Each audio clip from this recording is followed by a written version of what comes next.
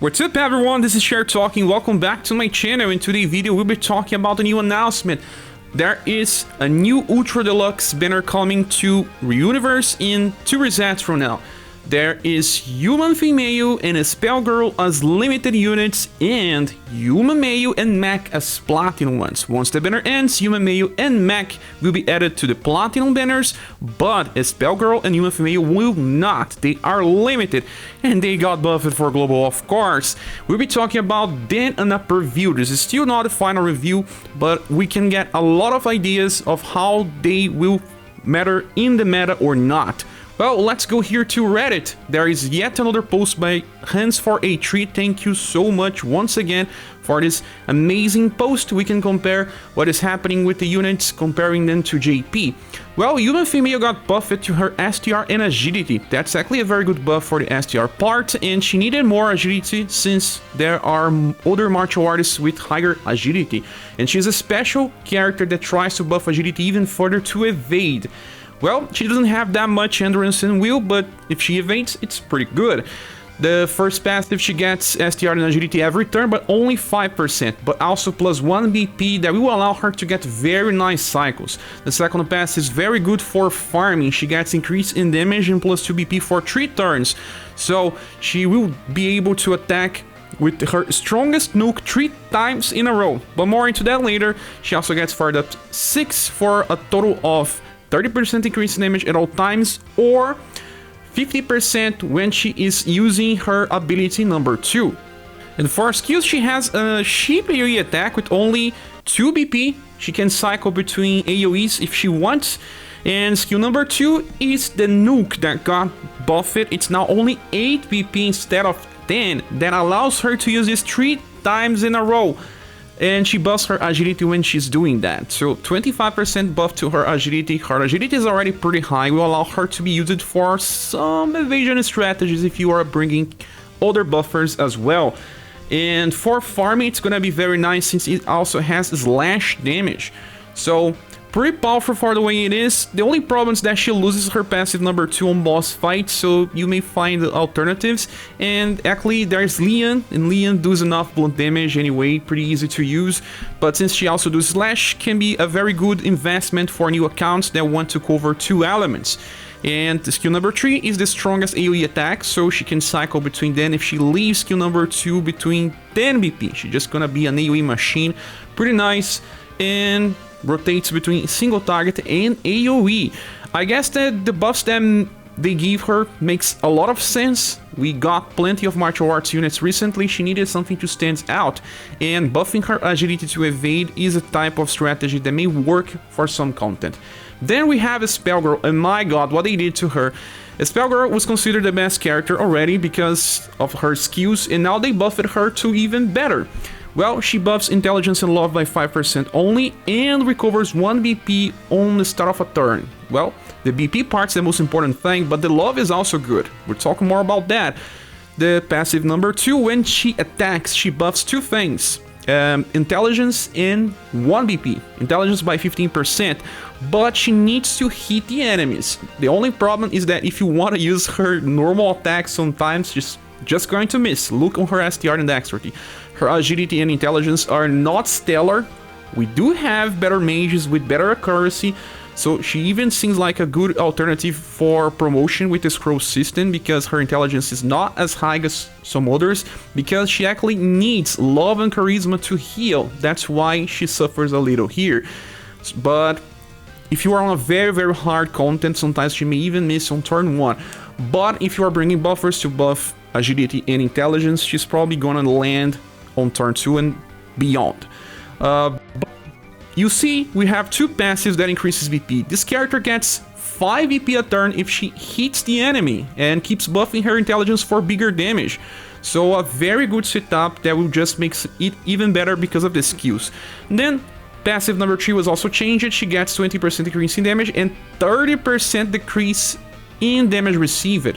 As you see, her endurance is not that high, but we are using Null's Lore with 25% only, and Will is good enough. That means that if she gets hit with magical attacks, she's gonna receive low damage. If she gets hit with physical, it's gonna hurt a little, but the passive will help decrease. Then for skills, the first one is a heal spell. It's a staff one, so the heal is pretty good actually. The second skill is where she shines for 5 VP. That means that if she's hitting the targets, she's getting 5 VP, so she can use this all the time. You get B damage with double elements, heat and shadow. And she recovers all surviving allies by very small effect. Very small effect with love being 73%, I can tell you that this is going to heal for around 170 to the squad. That is in any type of formation. Tortoise is gonna heal for around 210, 220, and this is amazing. Why? Because in JP she could not reliably keep healing the party because she didn't have 5 EP every turn. She needed to rely on 25% chance to trigger, and that was not so good. Now you can start the fight and use skill number 2, keep buffing her intelligence so that she never misses, and keep healing the party. And more turns means more love. The heal will increase, not by much, but will. So I was talking to this in my community. She became meta because of this change. Why? Let's say Mirza heals for around 800 when you are using Steel Blade Light without any buffs. And not just Mirza, but all Steel Blade Light users are important in some type of content for hard fights because the enemies keep doing a lot of damage, right? And you need 10 BP to use Steel Blade Light. And sometimes it hits between 3 or 4 turns depending if you have someone to heal your BP or not. But she will be able to heal around 170 and she can do it every turn. In 3 turns that gets you close to 500 or something, and in 4 turns gets you close to 700 or something. That means that she can heal close to what Mirza does, while also buffing her damage every turn and hitting for double elements. So if you don't have a Steel Blade Light user, this means that this character is super good and can be also used together.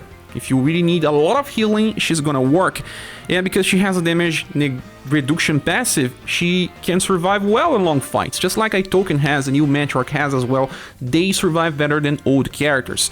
So this means that she will be a very good resource. If you are using her on Tortoise formation, she's gonna heal more. But she also allows you to keep using Tiger's Den, for example, because that formation sometimes is important. It decreases damage by 50% if you attack after the enemy. And because of this type of strategy, you can use Heal there without having to use Tortoise. That only decreases damage by 10%. Then we have the third skill that's pretty different. It's a double S attack, fast, that hits for heat and shadow again, and gives guard up medium to everyone, and also a cold and shadow defense. Double elements here, so pretty nice. And it lasts for only 1 turn. You're gonna receive very low damage when you use this, but yeah, again, it's gonna be very niche. There are plenty of bosses that do shadow damage. Cold damage you can find here and there as well. So because she gets 5 EP, she can use this every 2 turns, for example. So you can start the fight, save some BP, like attacking with normal attack on turn 1 maybe, and then when the time comes and you need to decrease damage, use a skill tree instead of healing. Depending on the situation, it's gonna be better.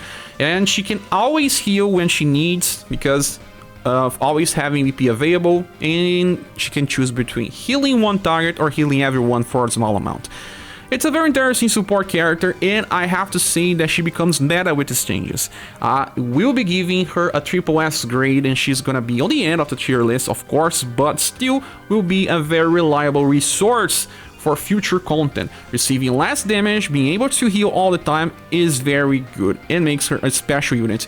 There is a version of Final Impress in the future that gets a cheap AoE heal as well. She does not buff love or have high love anyway, but that can also be used together. You can use both together if you want for even better results, but this character only comes in Christmas.